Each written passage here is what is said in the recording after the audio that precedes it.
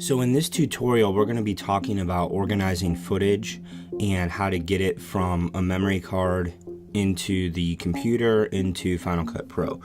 And the reason why this tutorial is really necessary is because the MacBook Airs that we have are really nice, and the investment the district made is fantastic. The only downside of the MacBook Air is that it has a very small hard drive.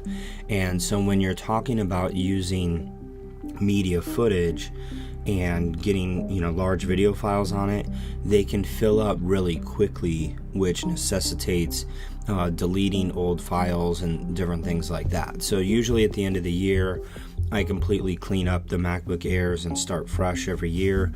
So this year's no exception. So you have as much space as you can have on these particular computers.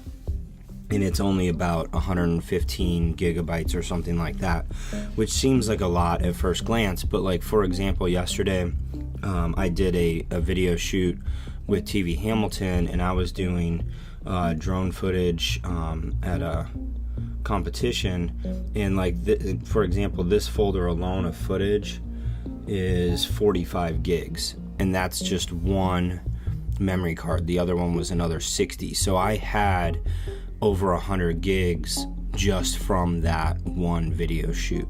Now, chances are you won't be working on that big of a project for most of this stuff, but there may be times where you get 20 to 30 gigabytes of footage for a story, and so the MacBooks will fill up very quickly.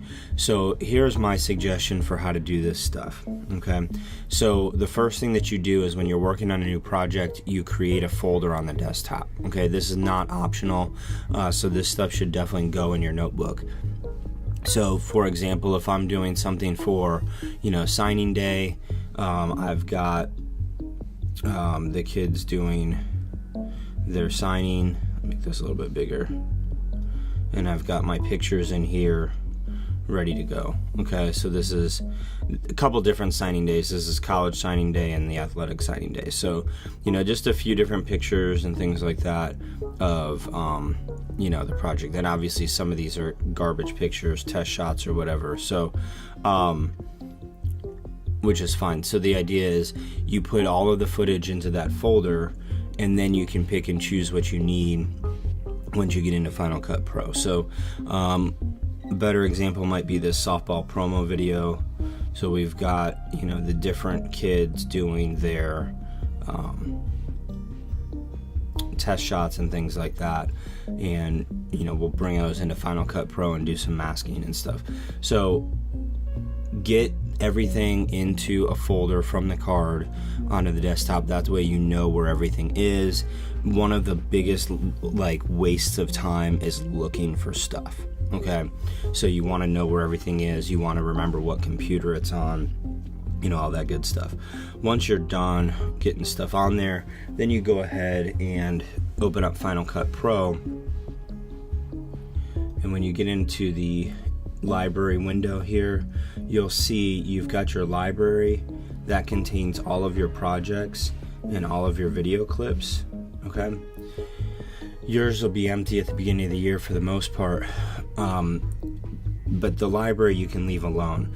What you need are two different things: events and projects. Okay, for the most part we work with projects, but what I would recommend, because multiple people use your computers, is I would click on new event for this first activity.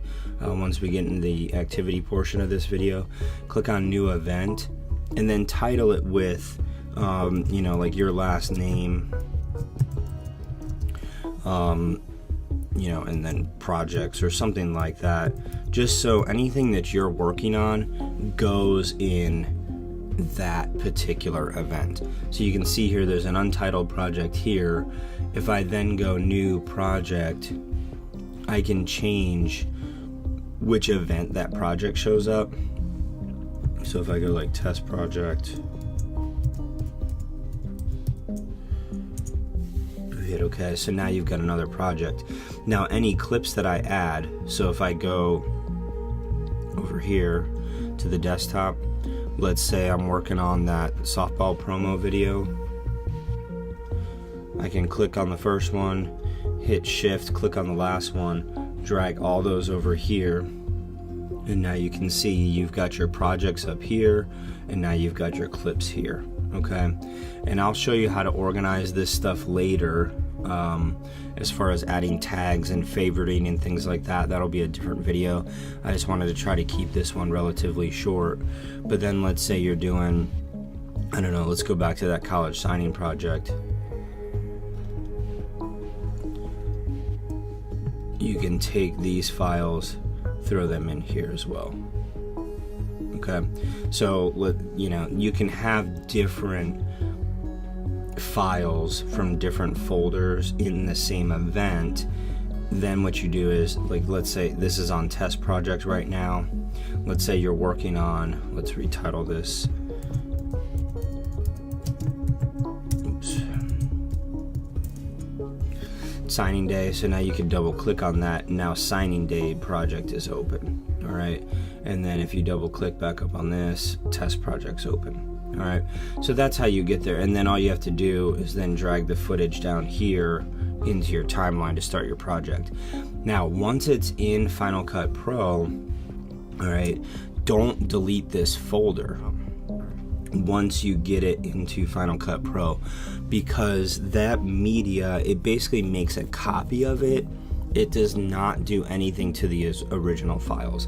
So these clips here are basically just aliased or hooked onto these. So if you delete this media here off the desktop, it will no longer be available in Final Cut Pro. Okay. Then once you're done with your project and you've exported it out as a video, then what I would do, or even sooner, at any point in time it's on the desktop, is upload that folder to Google Drive, into the team drive for Big Blue News. That way, if anybody else needs that footage for whatever reason, or we need to reshoot something or redo something, whatever, we have that footage from every project throughout the year. And that's going to be really helpful for us as a class, especially since we're talking about multiple periods now. So that's very simple to do. That's just a matter of clicking and dragging it into Google Drive. So really the process is memory card to a desktop folder into Final Cut Pro, desktop folder uploaded to Google Drive. Then you can, work on your project, do your thing, and then export it, into iTunes once everything is all said and done. All right, so that's the organizational model that has to be done. All right, a lot of times kids will choose not to do that, and they'll go straight from the memory card into Final Cut Pro. They start working on their project, they pull the memory card out. Next time they open up the project, all their media files are gone, and they're all upset. And it's their own fault because it's not located on that computer, it's located on the memory card. And then we have to go searching for that memory card and hope that the footage hasn't been erased. And a lot of times it has, because the memory cards get filled up. So make sure you do this process just to save yourself some time and aggravation. Okay, so we'll be reviewing this throughout the year, and so this is really good baseline knowledge for you. All right, see you in the next tutorial.